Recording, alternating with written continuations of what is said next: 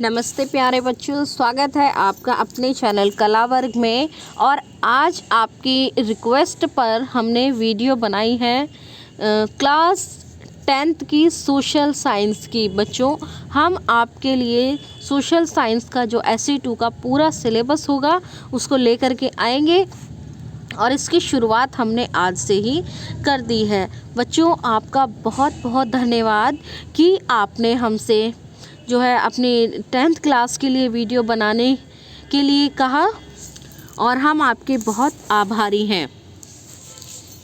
चलिए बेटा, अब हम शुरू करते हैं।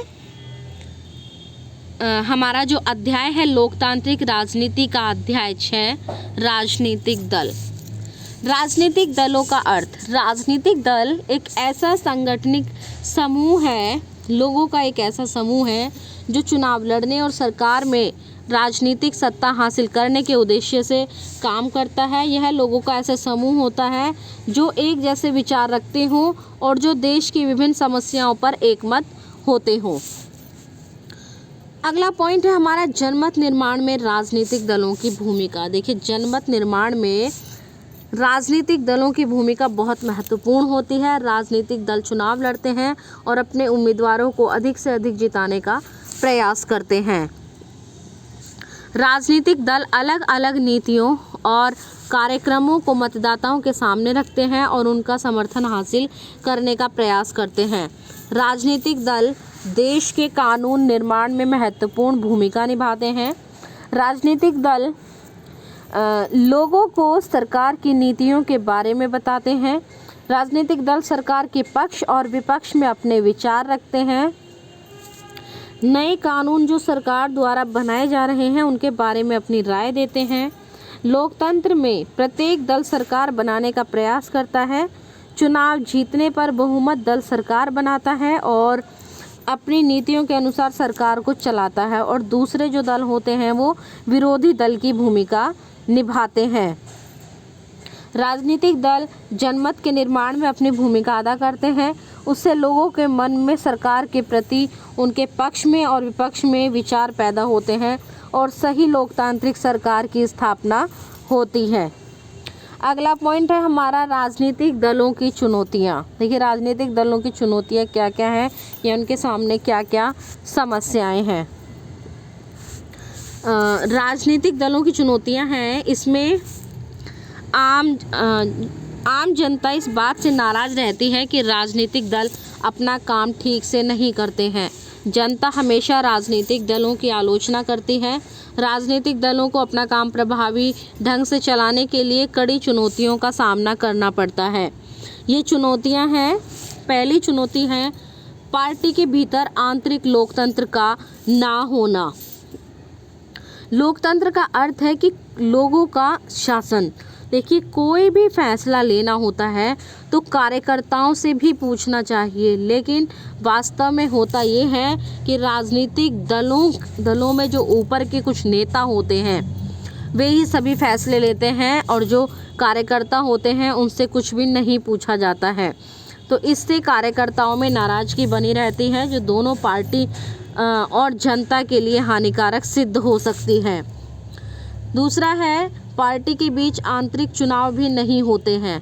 तीसरा, पार्टी के नाम पर सारे फैसले लेने का अधिकार उस पार्टी के नेता हथिया लेते हैं।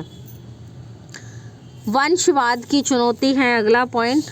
अधिकांश राजनीतिक दल पारदर्शी ढंग से अपना काम नहीं करते, इसलिए उनके नेता इस बात का अनुचित लाभ लेते हुए अपने नज़दीकी लोगों को, यहाँ तक कि अपने ही परिवार के लोगों को आगे बढ़ाते हैं। देखिए, ये वंशवाद होता है जब राजनीतिक दलों में शामिल जो व्यक्ति होते हैं वो बाहर के व्यक्तियों को शामिल ना करके अपने ही परिवार के लोगों को उसमें शामिल करते जाते हैं, तो इसको वंशवाद कहते हैं। ये वंशवाद की चुनौती भी राजनीतिक दलों में बहुत ज़्यादा बढ़ गई है। और अगली चुनौती है पैसा और आपराधिक तत्वों की घुसपैठ। राजनीतिक दलों के सामने आने वाली तीसरी चुनौती विशेषकर चुनावों के दिनों में पैसे और आपराधिक तत्वों की बढ़ती घुसपैठ की है। चुनाव जीतने की होड़ में राजनीतिक दल पैसे का अनुचित प्रयोग करके अपने दल का बहुमत सिद्ध करने का प्रयत्न करती हैं। राजनीतिक दल उसी उम्मीदवार को टिकट देते हैं जिसके पास पैसा ज़्यादा होता है, क्योंकि चुनाव में बहुत पैसा खर्च होता है। राजनीतिक दल यह नहीं देखते कि वह व्यक्ति अपराधी तो नहीं है, उन्हें बस पैसे से मतलब होता है। अगली चुनौती है पार्टियों के बीच विकल्पहीनता। आज के युग में भारत में ही नहीं वरन विश्व भर में राजनीतिक दलों के पास विकल्प की कमी है। उनके पास नई नई चीज़ें पेश करने के लिए कुछ भी नहीं होता है। राजनीतिक दलों में सुधार लाने के लिए विभिन्न दलों की नीतियों और कार्यक्रमों में महत्वपूर्ण अंतर लाना ही सार्थक विकल्प है। देखिए इसमें सुधार क्या क्या किए जा सकते हैं। अब पहला है राजनीतिक दलों में सुधार। पहला है राजनीतिक दलों के बीच वैचारिक अंतर जो है वो कम होता है। हमारे देश में सभी बड़ी पार्टियों के बीच आर्थिक मामलों पर बड़ा कम अंतर रह गया है। जो लोग इससे अलग नीतियां चाहते हैं उनके लिए कोई विकल्प उपलब्ध नहीं है और अच्छे नेताओं की कमी है। दलों को सुधारने के तरीके या उपाय। विधायकों और सांसदों को दल बदल करने से रोकने के लिए संविधान में संशोधन भी किया गया है। उच्च न्यायालय ने पैसे और अपराधियों का प्रभाव कम करने के लिए एक आदेश जारी किया है। अपनी संपत्ति और आपराधिक मामलों का ब्यौरा एक शपथ पत्र के माध्यम से देना अनिवार्य कर दिया गया है। चुनाव आयोग के एक आदेश के जरिए सांगठनिक चुनाव कराना और आयकर का रिटर्न भरना अनिवार्य है। राजनीतिक दलों के आंतरिक कामकाज को व्यवस्थित करने के लिए कानून बनाया गया है। चुनाव का खर्च सरकार उठाए ताकि गरीब व्यक्ति भी चुनाव लड़ सके। देखिए चुनाव का जो खर्च होता है वो राजनीतिक दलों के द्वारा उठाया जाता है और टिकट उस व्यक्ति को मिलता है जिसके पास पैसा होता है। तो इसीलिए ये जो खर्च है ये सरकार द्वारा किया जाना चाहिए ताकि एक गरीब व्यक्ति भी चुनाव लड़ सके। अब हमारे प्रश्नोत्तर स्टार्ट हो जाते हैं।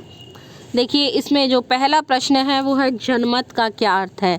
बच्चों जनमत का मतलब होता है जनता का मत, जनता की राय, जनता क्या सोचती है, ये जनमत कहलाता है। अगला प्रश्न है जनमत निर्माण में राजनीतिक दलों की भूमिका का वर्णन कीजिए।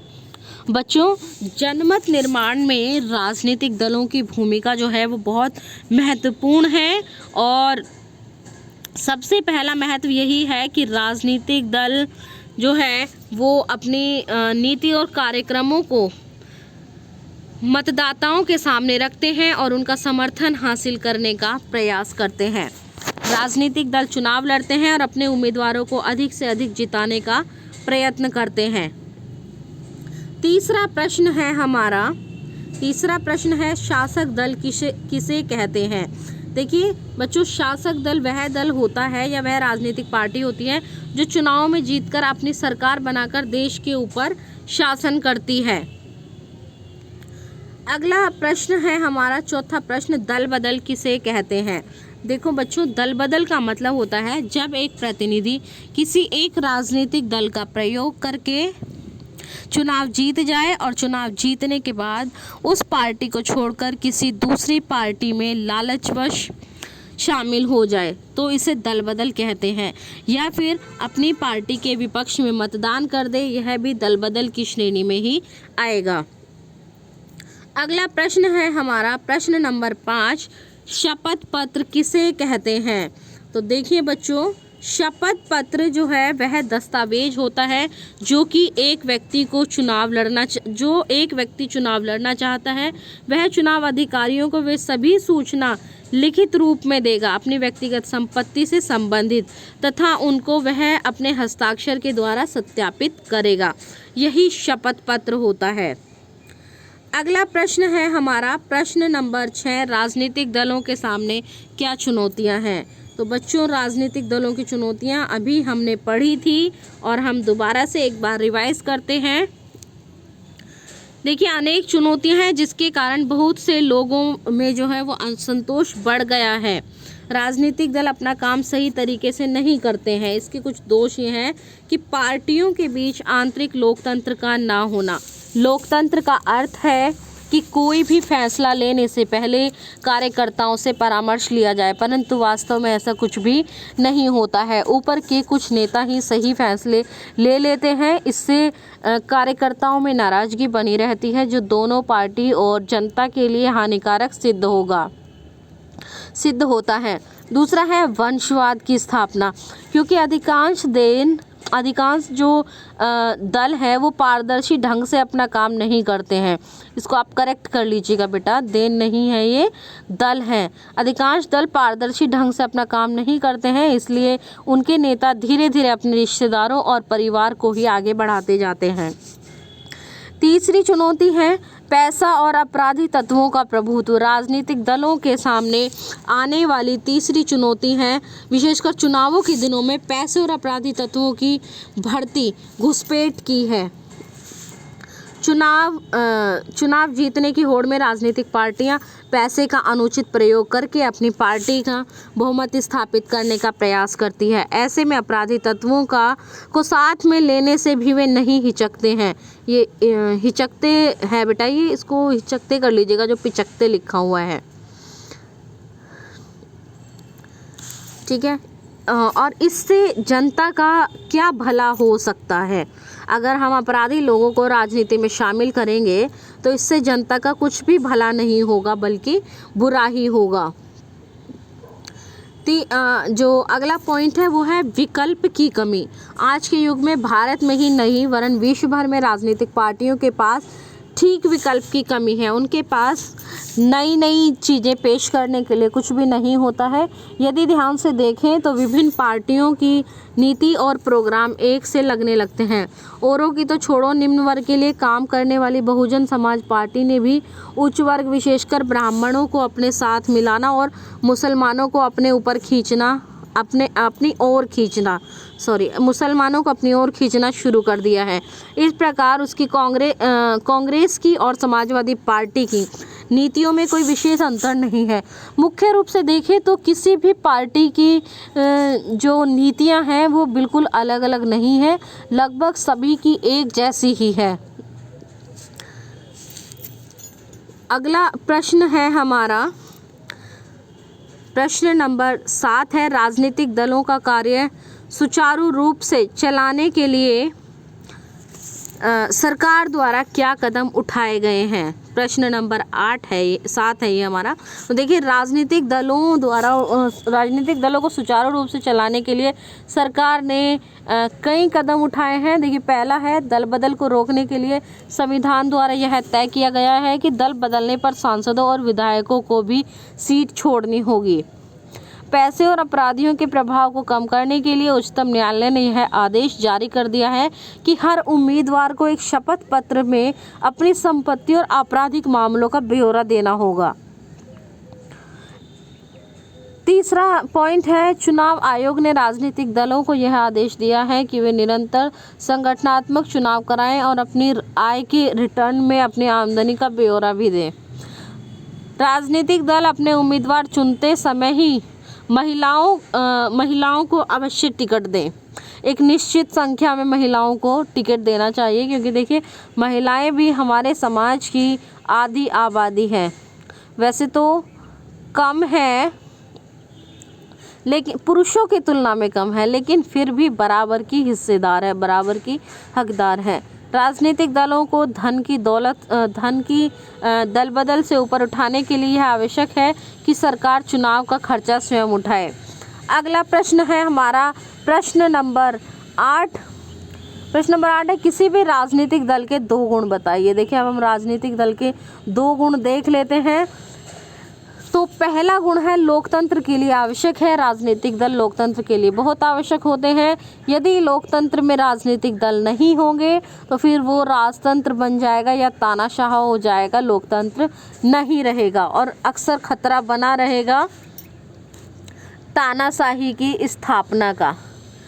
दूसरा गुण है एक विशेष संगठन। हर एक राजनीतिक दल का एक सांगठनिक ढांचा होता है। नीचे से लेकर ऊपर तक के पदाधिकारियों को चुनने की विशेष व्यवस्था होती है। हर एक सदस्य को यह पता होता है कि उसे क्या करना है। ऐसे व्यवस्था संगठन के बिना कोई राजनीतिक दल लंबे समय तक नहीं टिक सकता। देखिए बच्चों, 2 तो हो गए हैं। अब आपको इनमें से जो भी 2 अच्छे से आसानी से याद हो जाए आप उनको याद करिएगा और कोशिश करिएगा इसके 4 पॉइंट्स याद करिए, क्योंकि ये 4 मार्क्स के लिए इम्पोर्टेंट है। विचारधारा में एकता। एक सुव्यवस्थित संगठन के साथ किसी भी राजनीतिक दल में विचारधारा की एकता का होना भी आवश्यक है। हर एक दल के लक्ष्य होते हैं और वे लोगों के सामने रखते हैं, उनका विश्वास प्राप्त करते हैं और चुनाव जीतने का प्रयत्न करते हैं। हर सदस्य उद्देश्यों और नीतियों को प्राप्त करने में प्रयत्नशील रहते हैं। संवैधानिक तरीकों में अडिग विश्वास। देखिए बच्चों, जो राजनीतिक दल होते हैं वो संविधान में बहुत विश्वास करते हैं।